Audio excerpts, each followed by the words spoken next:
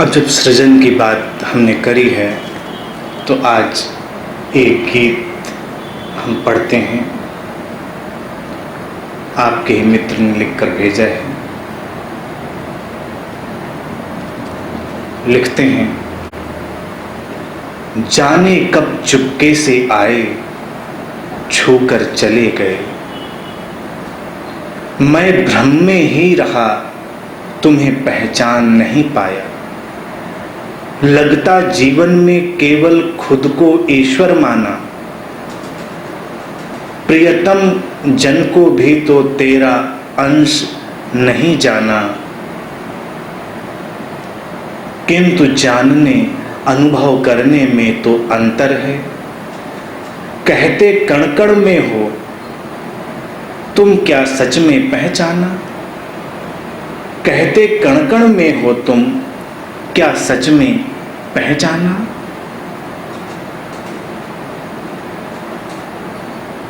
ज्ञान बहुत है किंतु जानने तक ही सीमित है। पढ़ा सुना तो है पर सच्चा ज्ञान नहीं पाया। मैं करता हूं अहम भाव कब मन से जाता है। आगे बढ़ कुछ कहते सब कुछ वो करवाता है। वो तो है पर मैं भी हूं, यह द्वैत बना रहता। ईश्वर से लगता विशेष कुछ मेरा नाता है। यह विशेष का भाव न जाने कब मिट पाएगा। वो जाने मैं कर अब तक अनुमान नहीं पाया। जाने कब चुपके से आए, छूकर चले गए। मैं भ्रम में ही रहा, तुम्हें पहचान नहीं पाया। सपने को सच मान रहा हूं, यह भ्रम अब भी है। 8 दशक जीवन के बीते यह क्रम अब भी है।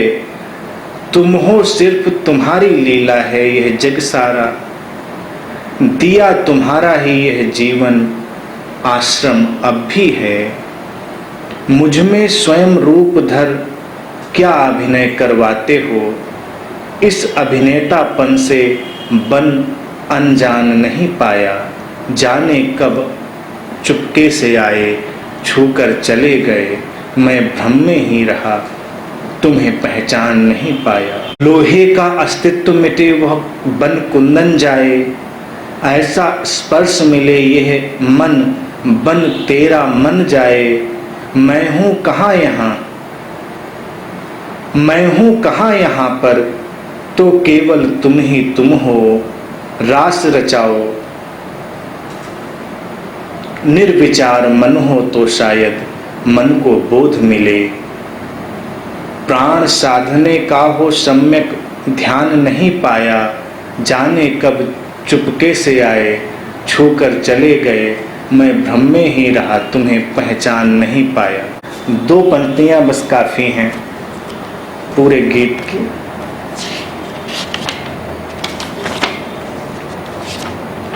जाने कब चुपके से आए, छूकर चले गए। मैं भ्रम में ही रहा, तुम्हें पहचान नहीं पाया। और लगता जीवन में केवल खुद को ईश्वर माना। यही पीड़ा है।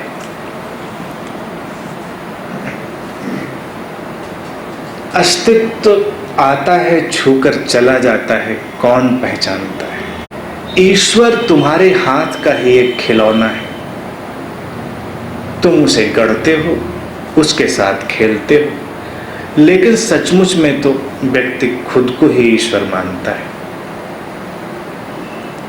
बातें बहुत सारी हैं, ज्ञान बहुत सारा है, लेकिन अनुभव नहीं है तो सारा ज्ञान व्यर्थ है। ध्यान और अंतर यात्रा तुम्हारी उसी अनुभव को उकेरने की प्रक्रिया है, ताकि जब अस्तित्व तुम्हें स्पर्श करे तो तुम जानो। कई बार तुम संकट की घड़ियों में ही जीवन को पहचानते हो, अन्यथा तो न जाने कितनी ऐसी बातों में उलझे रहते हो, अगर कोई उस पार से तुम्हें देखता होगा तो उस पर वो हंस ही सकता है और शायद ज़्यादा देर हंस भी ना पाए।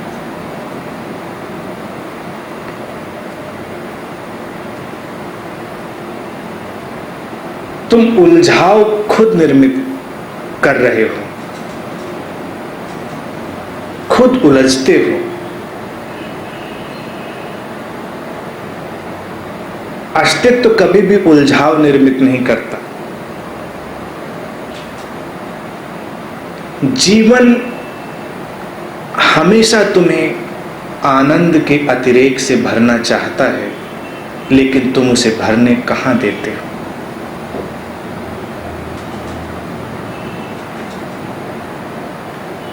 तुम ही रोक लेते हो,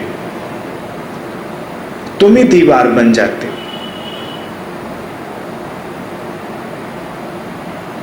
कभी कभी आसन्न संकट आ जाए, अचानक कोई आपत्ति खड़ी हो जाए, तब तुम्हें जीवन के कीमती क्षणों का बोध होता है।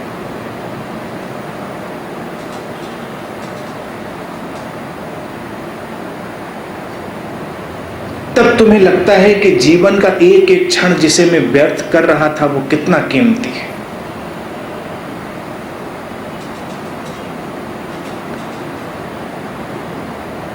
लेकिन इस कीमत को पहचानने के लिए मुश्किल में घिरना तो जरूरी नहीं है। तुम कभी भी अपने भीतर जागकर जीवन के उस अमूल्य ढंग को पहचान सकते हो। दर्शनों में मत उलझो कि कण कण में परमात्मा है और चारों ओर वही दिव्यता है। जैसे ही तुम जीवन की बहुमूल्यता को जानते हो, तुम्हें वही ईश्वरीयता दिखने लगती। ईश्वरीयता और क्या है? जीवन का बेशकीमती अनुभव।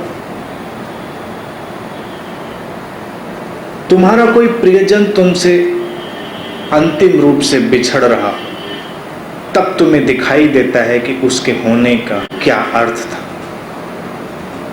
कभी तुम ही किसी गहरी बीमारी में पड़ गए हो, जीवन हाथ से फिसल रहा हो, तब तुम्हें दिखाई देता है उन छोटे छोटे क्षणों का क्या मूल्य था, उनकी क्या अहमियत थी।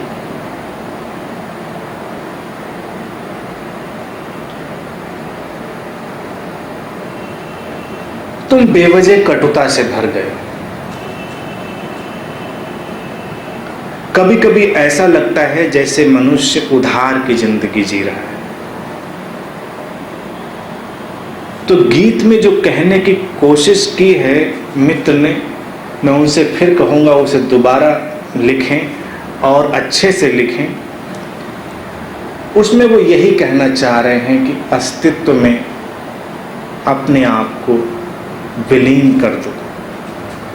जो बात मैं पहले कह रहा था, स्वयं बाधा मत बनो और फिर वो हर ओर से तुम्हें आशीषमय करेगा।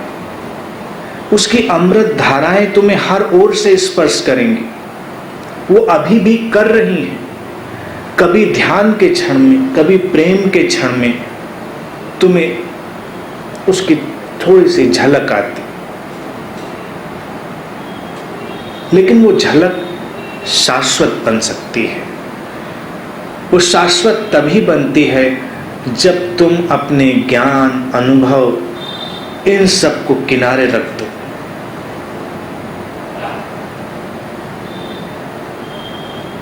तुम बिल्कुल खाली हो जाओ। वो लिखते हैं कि कर्ता होने का भाव नहीं जाता, लेकिन कर्ता होने का भाव ये जाने का मतलब ये नहीं है कि तुम कुछ करोगे नहीं। कई बार जो व्यक्ति अकर्ता की भावदशा में प्रवेश करता है वो बहुत अधिक सृजनशील हो जाता है, वो बहुत अधिक क्रियाशील हो जाता है, क्योंकि मैं करता हूँ, मैं कर रहा हूँ, मुझे ये करना है, ये बात तुम्हें इतने तनाव से भरती है कि तुम कितना क्या कर पाओगे, तुम थक जाओगे। लेकिन तुम्हारे माध्यम से अगर अस्तित्व ही बह रहा है तुम्हारे भीतर से, तो जीवन उत्सव बनता है। फिर तुम कुछ करते नहीं, जो होता है वो बहुत सुंदर होता है और तुम्हें जीवन देने वाला होता है, थकाने वाला नहीं।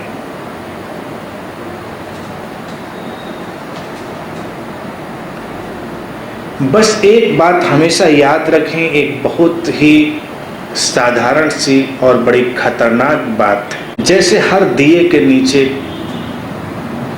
एक छाया होती है, ऐसे हर अच्छी बात की एक छाया होती है, शैडो होती है। हर अच्छी बात के साथ लगा हुआ उसका ही एक विपरीत रूप होता है। और मनुष्य कुशल रहा है प्रारंभ से ही हर अच्छी बात का दुरुपयोग कर लेने के लिए। संबुद्ध मित्र वो बात कहेंगे, तुम भी वही बात कहोगे, लेकिन जब तुम उसे प्रयोग में लाओगे तुम उसकी छाया में उतर जाओगे। तो छायाओं से सावधान रहो।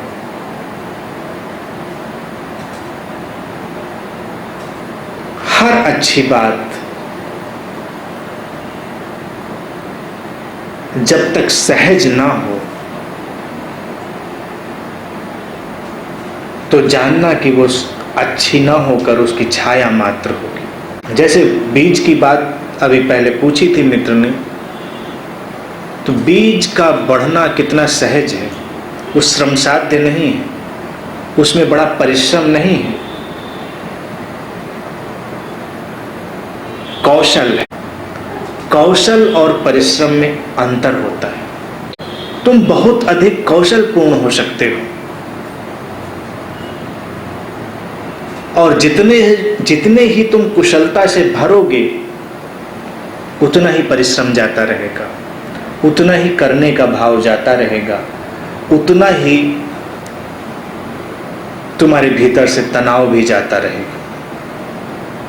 और तब हर छोटी से छोटी बात तुम्हारी पहचान में आएगी। अस्तित्व तुम्हें छूकर यूं ही नहीं निकल जाएगा, वो आएगा, तुम उसके हाथ में हाथ लोगे और नृत्य कर पाओगे। तुम अस्तित्व के साथ पूरी समरसता में जी पाओगे। तो इन सारी बातों पर ख्याल करें, उनका प्रयोग करें और बहुत अधिक तनाव मत लें। जीवन को भी बहुत गंभीरता से न लें। कुछ काम अस्तित्व को भी करने दें, अस्तित्व की विराट दिव्य शक्तियों को भी करने दें। तुम बहुत तनाव लोगे, बोझिल हो जाओगे। अस्तित्व को काम करने दोगे तो तुम्हारा जीवन चमत्कारपूर्ण हो जाएगा। बस अस्तित्व को तुम सुझाव मत देना कि ऐसा मत करो और ऐसा करो।